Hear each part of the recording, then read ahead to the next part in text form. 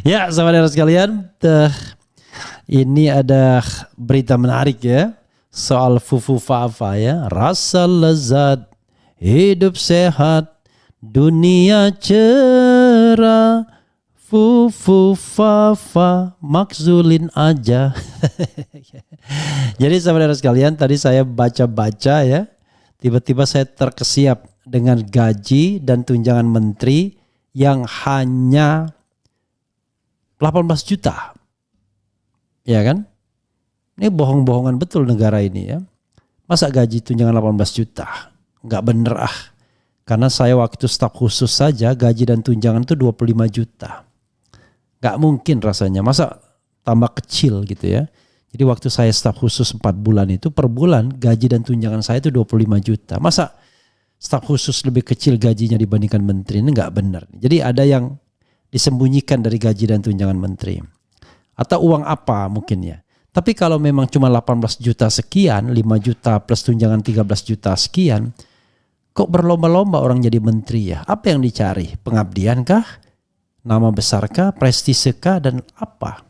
Atau tadi jual pengaruh, trading in influence gitu. Wallahu alam. Mereka sendiri yang jawabnya.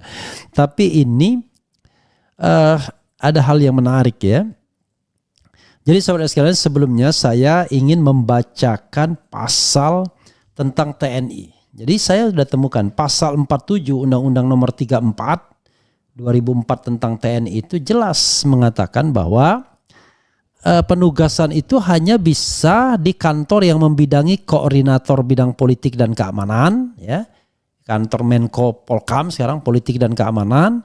Kemudian pertahanan negara berarti Kemenhan, sekretaris militer presiden ya, Sekmil itu adanya di sekretariat negara juga. Kemudian ada intelijen negara. Kemudian itu berarti intelijen negara itu di BIN ya, Sandi negara ya, SSN, Lembaga Ketahanan Nasional itu Lemhanas, Dewan Pertahanan Nasional ya, Dewan Kam, Wan Hankam ya, Dewan Pertahanan Nasional, Wan Kamnas ya, lupa saya itu. Kemudian Search and Rescue SART nasional ya, SAR, Narkotika Nasional itu namanya Badan Nasional Penanggulangan Narkotika ya. Kemudian dan Mahkamah Agung, itu saja. Dan ini limited disebutkan. Jadi nggak benar kalau kemudian tiba-tiba ada penugasan sebagai sekretaris kabinet itu. Karena ini tidak disebutkan di sini. Ya, tidak disebutkan. Tapi di dalam pemerintahan Presiden Jokowi sudah biasa melanggar undang-undang. Tiba-tiba kepala BNPT, Badan Nasional Penanggulangan Bencana, BNPB itu dijabat oleh Menteri TNI aktif. Ya sudahlah, suka-suka ya. Nah ini saudara sekalian, kita bicara mengenai hal yang lain ya. Baru dilantik jadi presiden, Prabowo diminta usut akun fufu fafa. Inilah koran Bandung. Kita bacakan ya. Baru dilantik menjadi Presiden Republik Indonesia, Prabowo Subianto didesak netizen untuk mengusut pemilik akun fufu fafa. Seperti diketahui, Prabowo Subianto resmi dilantik menjadi Presiden RI pada Minggu 20 Oktober 2024 di Gedung Nusantara Kompleks Parlemen. Baru sehari dilantik, salah seorang netizen membuat unggahan di media sosial X yang meminta agar Prabowo mengusut akun fufu fafa. Hari ke-1 permintaan rakyat kepada Presiden, @Prabowo usut fufu fafa, tulis akun @doc. Jangan Dokter Tifa ini. Unggahan netizen tersebut langsung mendapat sorotan dari netizen lain yang juga mendukung cuitan tersebut. Lebih baik segera asingkan fufu fafa ke Nusa Kambangan selama 5 tahun. Enak gua lihat mukanya, tulis akun PTR. Nggak boleh begitu ya. Tidak boleh ya. Kita tidak boleh bilang enak lihat mukanya dan lain sebagainya. Kita cukup konsisten dengan apa yang terjadi ya, apa yang dilakukan. Mungkin sebentar lagi bajal ditendang tuh fufu fafa sama Praroro, tulis akun jah ... Di sisi lain ada pula netizen yang meminta agar berhenti untuk membahas akun fufu fafa yang diduga milik Wakil Presiden Gibran Rakabuming.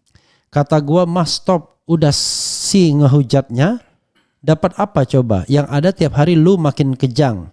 Coba urusin yang lain kayak besok nanti makan apa, gimana caranya dapur ngebul, gimana nanti banyak duit gitu. Coba pikirin, saut netizen. Inna, ini cuma mikir diri sendiri. Masih aja lu provokatif, dok. Hidup tenang dikit napa? Udah pelantikan, woi sakit hatinya coba disembuhin dulu. Indonesia udah mau jadi negara maju, masih ada bahas fufu fapa, tulis akun Oaja. Indonesia tambah mundur bro, di bawah Jokowi bukan tambah maju. Hingga kini cuitan yang mendesak agar Prabowo mengusut orang yang ada di balik akun Fufu Fafa tersebut telah mendapat 268 balasan, 1000 kali diposting ulang dan disukai oleh lebih 3000 pengguna. Sebagai informasi, beberapa bulan sebelum pelantikan Presiden dan Wakil Presiden RI, muncul akun Fufu Fafa yang diduga milik Gibran Rakabuming. Sejumlah bukti yang mengarah bahwa akun Fufu Fafa milik Gibran pun tersebar dan sempat membuat heboh media sosial, ya. Kemudian salah satunya unggahan akun Fufu Fafa yang menjelekkan keluarga Prabowo di Kaskus pada 2014 silam. Hal inilah yang memantik netizen agar Gibran Rakabuming dilengsarkan sebagai Wakil Presiden RI. Oke, sobat RH sekalian ya. Sekali lagi kalau kita bicara hukum tata negara, soal Fufu Fafa tidak hanya urusan Prabowo, tapi itu adalah urusan penegakan hukum. Bergantung apa yang mau dipermasalahkan ya. Kalau yang mau dipermasalahkan adalah hinaan terhadap Prabowo, maka itu delik aduan. Yang dipermasalahkan hinaan terhadap Syahrini itu delik aduan. Hinaan terhadap tokoh politik lainnya itu delik aduan. Ya, karena itu saya tidak terlalu tertarik melakukan pendekatan pidana. Yang saya tertarik adalah melakukan pendekatan hukum tata negara. Nah, dari sisi pendekatan hukum tata negara, maka menurut saya terbuka peluang impeachment terhadap Gibran Rakabuming Raka. Karena sudah melakukan perbuatan tercelah soal akun Fufu Fafa itu, diduga tidak memenuhi syarat ijazah SMA, kemudian diduga ada mengalami persoalan gangguan rohani. Ya, tidak sakit jiwa tapi gangguan rohani. Nah, hal-hal seperti itulah yang sebenarnya bisa memungkinkan Gibran Rakabuming Raka di-impeach. Tetapi sekali lagi, sesuatu yang impeachable, ya sekali lagi impeachable, bukan berarti kemudian akan bisa di-impeach dengan mudah. Karena kita bicara tentang konstelasi politik. Jadi sesuatu yang impeachable itu bergantung konstelasi politiknya. Begitu sahabat RH sekalian ya. Karena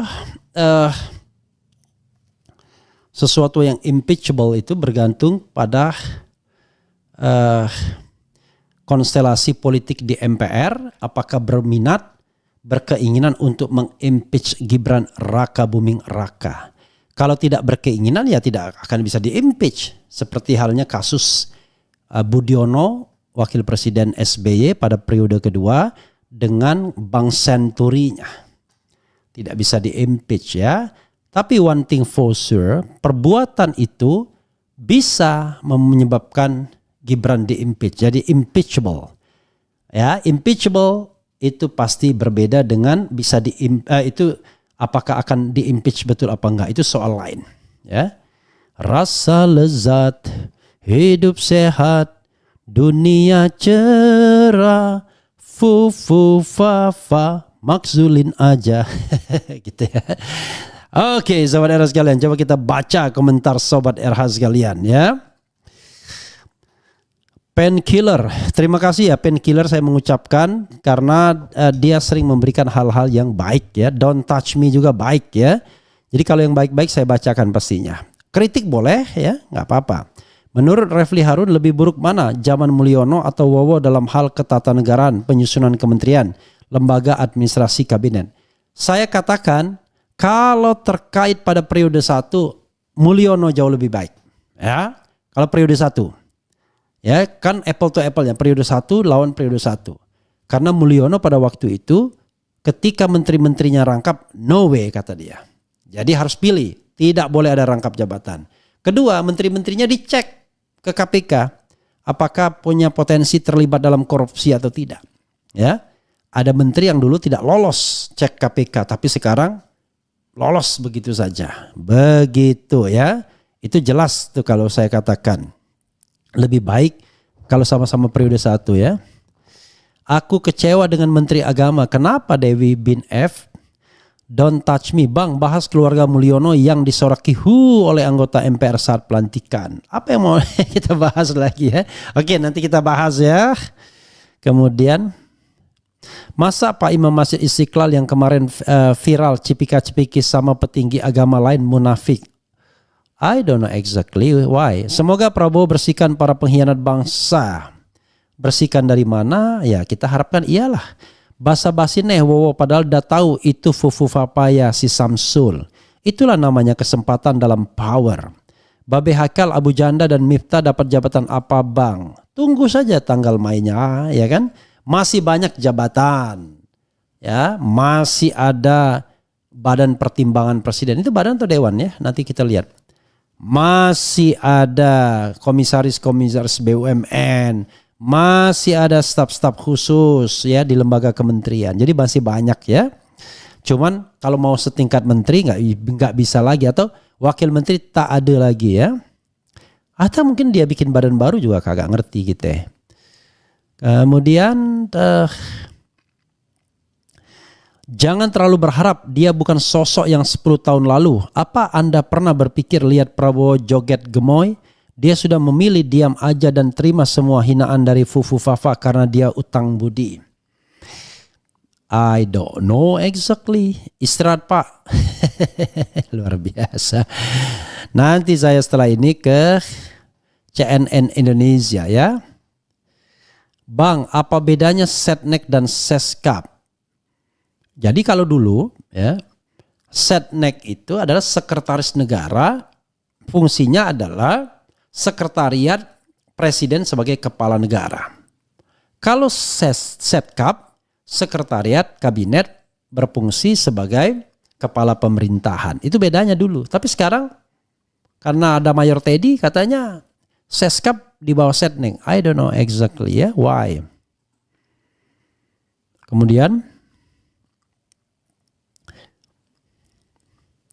kira-kira IPK Indonesia akhir tahun 2024 berapa Bang RH? Saya kira tidak. Saya kira mungkin bertahan di 34 saja.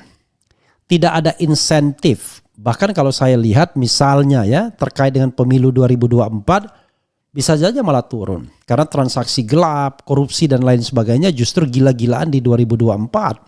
2023 saja kita dapatkan 34, apalagi 2024. Jadi menurut saya mungkin paling mentok tetap 34 atau bahkan punya potensi untuk menurun ya.